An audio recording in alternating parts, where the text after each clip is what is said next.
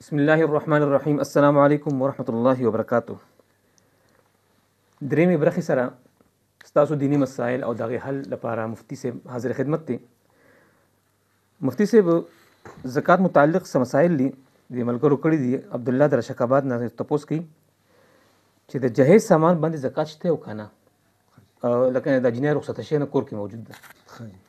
جهیز سامان چې سونا او چاندي او نقدي او مال تجارت نه علاوه نور سوره سامانی په هغې باندې زکات هغه لازم نه دی، ځکه چې دا مال نامي هغې ته وایي چې هغه حقیقتا یا حکما سیوا کېدو والا مال وي، او زکات دپاره مال نامي کېدل یعنې سیوا کېدل دا ضروري دي. نو د جنای سره چې کوم جهیز دی او هغه راجمع شوی دی، نو که سونی پکې یا چاندي پکې یا نقدي پکې بیا خو په هغې باندې زکات شته، او که د دې نه علاوه نور ساماني د جهیز نو په هغې باندې زکات نشته. جی د حسنات یو ملګری دی پنجپیر کلي نه، هغه تپوس کوي چې یو زنانه سره 3 تولې سونه ده، نقدي او یعنې نقدې پیسې چاندي وغیره نور سره داسې شي نشته. آیا په دې زنانه باندې زکات شته او که نه؟ که چېرته جي چاندی او نقد پیسې ورسره بالکل نه، صرف 3 تولې سونه ده ورسره، نو په دغې زنانه باندې زکات نشته. که چېرته لږه غوندې هم چاندي ده ورسره یا ورسره لږه غوندې هم پیسې نقد شته، نو بیا به هغه د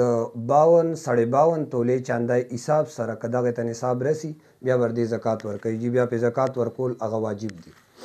یو ملګری تپوس کوي چې یو سړی د هغه زوی غریب دی او واده دی، آیا دله زکات ورکولی شي که نه؟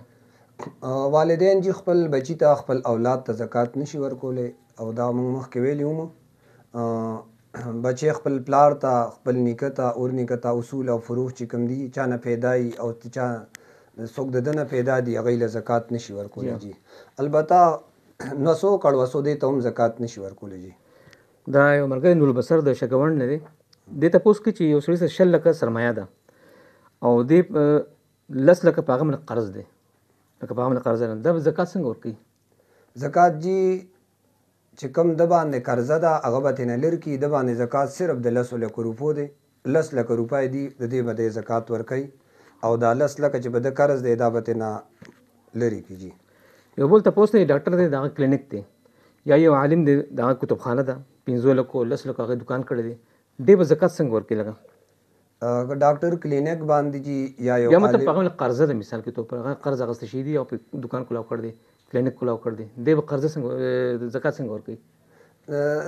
د کلینیک باره کې خو جي دا دی چې کلینیک یې کلاو کړی دی، په هغه څومره د سلګو لري، یا یو عالم دی هغه سره کتابونه دي د یو 15 لکو، دا د ده ذاتي استعمال لپاره دي، نو په ده باندې زکات د دې ورکول نشته. او البته داسې چې یو امي سړی دی هغه سره کتابونه دي هغه د هغه استعمال نه دي، نو بیا په هغه زکات دی. عالم دی چونکې دا د هغه ذاتي استعمال لپاره دي، هغې ګوري، نو که هغه دار سو کتابونه یې په دې باندې زکات جي نشته. لکه یو کس دی چې ما په 1 کروڑ کتابخانه جوړه کړې ده، غټه سرمایه، په دې زکات نشته. جي عالم دی دا د هغه د استعمال دي، هغه به یې ګوري، مطالعه به یې کوي، د هغه د استعمال خبرې. داسې دکان دی چې کتابخانه کتابونه خرڅوي، امي سړی دی، امي هغه به بیا د امي هغه خو خود دی جي خو دکان دی، هغه به زکات ورکوي. دا یاسر شګی نه یو تپوس کوي چې قرآن کریم کې زکات د مستحق فقرا مساکین ذکر کړی دی، انما الصدقات للفقراء المساکین، یعنی فقرا مساکین دواړو منځ کې څه فرق دی؟ مسکین او فقیر احتیاج په لحاظ سره فقیر او مسکین دې کې هېڅ فرق نشته.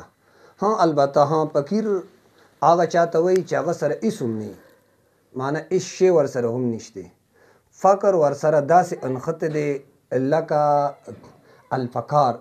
د ملا دا اډوکې نه چې دا مات شي، هغه سړی بیا ځمکې سره انختی، ځمکې باندې بس پرې منختی شوی یو، دغه شان د باندې دا فقر دا غریبي دا داسې ده، ته به وایي کنې بس انختی ده ورسره.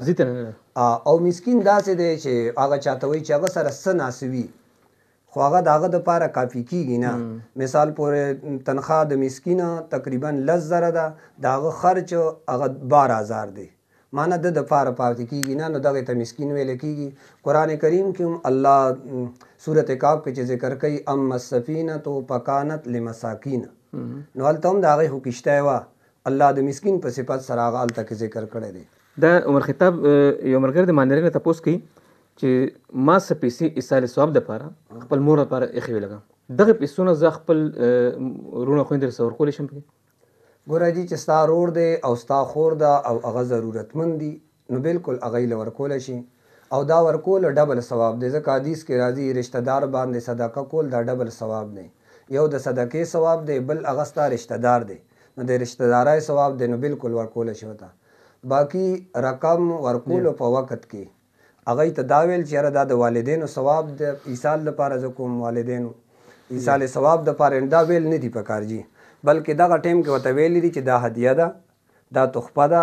دا تا ته ګفت دی نو هغوی به خوشحاله هم شي او که داسې دې ووایي نو داسې کې به لږ د هغوی د خفګان سبب او د ذلت سبب جوړېږي هغوی به وایي چې ګوره زما مور پلار دي یاره دی هم دي نو د هغوی د ایصال ثواب دپاره ما له سره کوي نو دغه ټیم کې ورته جي دا نه دي ویل پکار بلکې هدیه ورته او تحفه او په مینه سره خاموشۍ سره ورکول جي بس پکار دي دا زکات متعلق یو بل سوال دی چې د کورس سامان دی لوښي دي فرنیچر دي صوفا سیټ وغیره دا ډېر سامان داسې کور کې پراته دي په دې څه زکات دغه شته دي د کور سامان چې جي څومره دی که نه برتن دی کپړې دي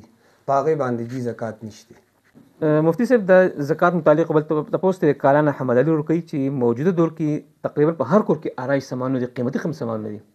فرنیچر دي او ډینر سیټي دي د ماشومانو قیمتي کپړې دي دا دومره قیمتي دي چې لکه صاحب نصاب چا چې زکات واجب کی فرض کړي 7.5 تولې سونه نه زیات دي لکه دا نو دې سامان کې دې مال کې دې کور دې آرایش کې زکات واجب دی که نه جی زکات واجب کېدو دپاره مال نامی هغه کېدل ضروری دي مال نامی نه مراد هغه سونه ده چاندي ده یا نقد او یا مال تجارت دی یا سایمه زناور څاروی چې دی چې هغه د کال اکثره حصه د کور نه بهر سریږي چونکې په کور کې استعمال یا غیر مستعمل اشیا چونکې د هغوی مالیت اگر چې هر څوره دی خو دا مال نامی کې نشته مال نامی کې نه دی معنی سیوا کېدو والا نه دی سیوا کېږي نه نو په دغې باندې زکات نشته جي شرعن دې زکات دا یو تپوس زما ذهن کې دی چې زما سره کور کې نوکر دی خدمت کې غریب دی مستحق دی زکات دی لګا زه زکات ورکوم هغه یاره غریب دی اوس چونکې زما رشته دارانو کې هم داسې شي چې مستحق دي نو زه زکات اخلم هغه خپل نوکر له ورکوم آیا دا زکات کی زکات جي چې څوک درته ډېر نږدې نو په هغوی پکار دی باقي که موږ خلک داسې کوو چې څوک موږ له مشین ته بوجای راړي ورکړای دا زکات دله ورکا څوک زموږ خدمت کوي او هغوی ته موږ ورکو او دا په دې باندې ورکو چې د هغوی له موږ کوم معاوضه یا د خدمت څه ورکو د هغې کې نو بیا خو بالکل جي ټیک نه دی ځکه هغې کې موږ هغه باندې کار کوو د هغې د وجې وله ورکو باقي ښه خبره دا ده چې ګاونډ کې مسکین دی فقیر دی هغه له موږ ورکو رشته دار دی څوک دي اول حق د هغوی دی رشته دارو له ورکول پکار دی جي زکاتو اول حق د هغوی دی ماشاءالله عزتمن کتونکو دا زه ستاسو شکریا ادا کوم چې کوم تپوسونه مونږ ملګرو کړي دي درخواست بیا کوم چې چا هم داسې ذهن کې سوال وي روجې متعلق وي زکات دی سرسایه د اختر مسایل دي اعتکاف مسایل دي نو تاسو خپل سوال مونږ کولی شئ سکرین باندې زموږ نمبر چلیږي تاسو هغه نمبر موږ ته سوال موږ ته واتساپ کړئ انشاءالله ولې مفتي صاحب نه موږ تپوس وکړو هغې به تاسو تسلي بخش جواب راکوي زه مفتي صاحب سره تاسو نه اجازه غواړم فی امان الله